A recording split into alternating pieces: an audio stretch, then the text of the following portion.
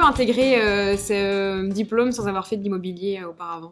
Bien sûr, d'ailleurs, il est ouvert à tout titulaire de BTS, que ce soit MCO, NDCR, évidemment profession immobilière.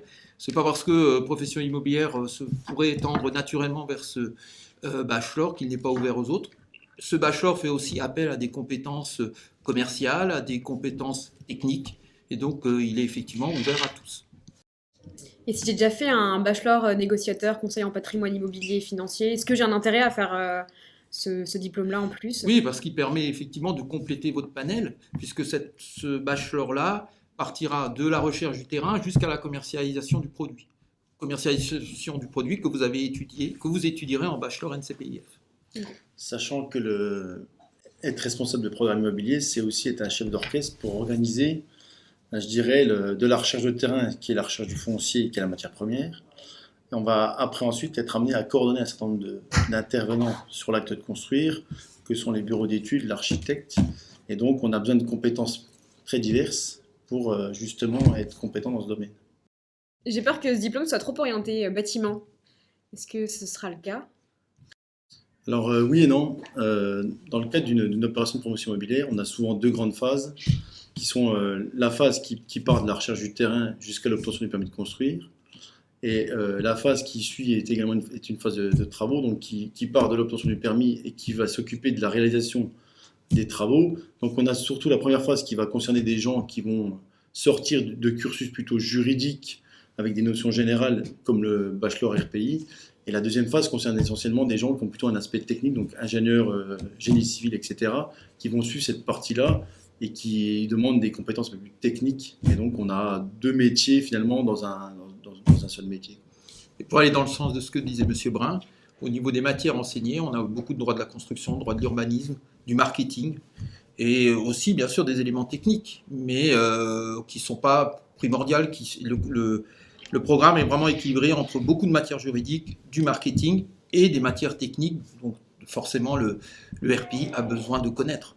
Quel est le niveau de ce cursus? C'est un titre qui est délivré par le ministère du Travail, c'est un titre RNCP, niveau 6, c'est l'équivalent d'un bac plus 3.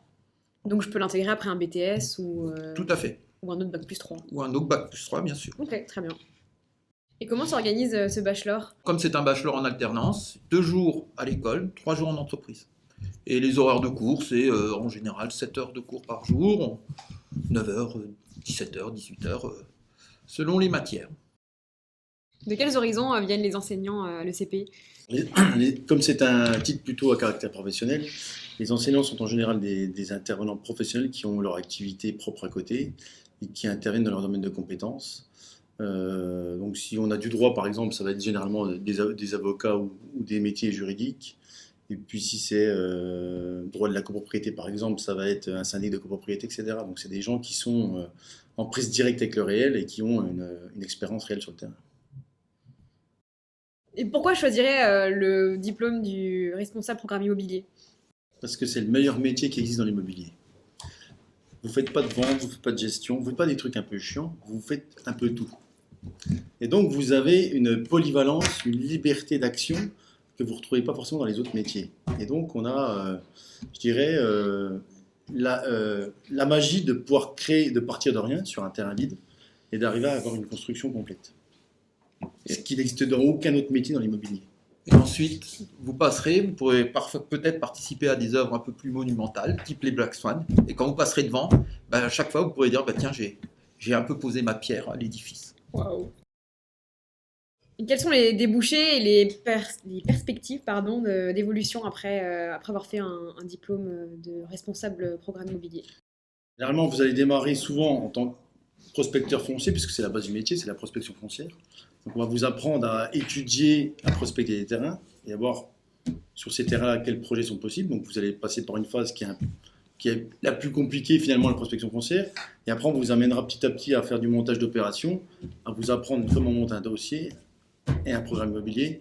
Et vous arriverez avec des postes avec l'expérience, à des postes de direction, directeur de programme immobilier, directeur technique, etc. Donc on a une évolution possible qui n'est pas forcément possible dans des agences immobilières classiques. Et vous accéderez à des postes d'encadrement. Et je peux espérer gagner combien en entrée sur le marché du travail? Alors la promotion immobilière, l'avantage qu'on a, c'est qu'en général, on est payé en fonction des projets qu'on sort. Donc on a généralement un fixe plus ou moins important. En démarrant, on ne va pas forcément être très haut, mais on est généralement primé sur tous les projets qu'on va mettre en route. Donc on a une rémunération qui est variable, mais qui peut devenir très importante. Donc après, ça dépend du travail qui sera fourni, des objectifs et des réalisés. Est-ce que je peux espérer trouver une entreprise facilement dans ce domaine-là? Ben, aujourd'hui, on a plus d'entreprises demanderesses que de candidats au bachelor RP. De toute façon, le marché de la promotion se développe. Alors, on le voit, hein, les PLU ont été modifiés, donc il y a beaucoup de zones constructibles. Et c'est quand même un domaine qui marche énormément. Et n'oublions pas qu'on est quand même dans la 8e ville de France et qu'on est en zone Pinel et qu'on a forcément des demandes d'investisseurs qui sont, pour en général 50% d'un programme immobilier, sont les acheteurs des programmes. Donc il y a des atouts sur Strasbourg et l'agglomération.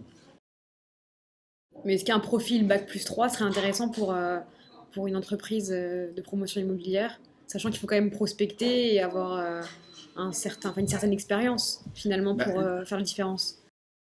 L'expérience, on l'a sur le terrain. On a le démarrage, c'est de la prospection foncière, qui n'est pas forcément le plus intéressant, mais qui est le nerf de la guerre, trouver du terrain et puis voir si on peut y monter des projets.